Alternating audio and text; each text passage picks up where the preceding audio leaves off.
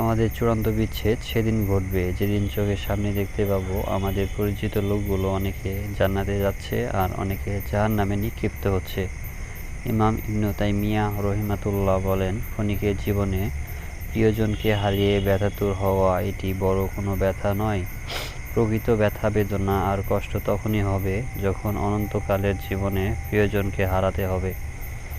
আল্লাহ সুবহানাহু ওয়া তাআলা বলেন, কিয়ামতের দিন তারাই বেশি ক্ষতিগ্রস্ত হবে যারা নিজেদের পরিবারবর্গের তরফ থেকে ক্ষতিগ্রস্ত হবে। জেনে রেখো, এটাই সুস্পষ্ট ক্ষতি। সূরা জুমার আয়াত 15। একজন লিখেছেন, প্রতিদিন ফজরের সময় দাদি আমাদের জাগিয়ে দিয়ে বলতেন, নামাজের জন্য ওঠো। আমরা জান্নাতে আমাদের মধ্যে থেকে কাউকে হারাতে চাই না। বিচ্ছেদ তো সেদিন হবে যেদিন জান্নাতি ও জাহান্নামীদের মধ্যে পর্দা ফেলে দেওয়া হবে, দেয়াল ওঠানো হবে।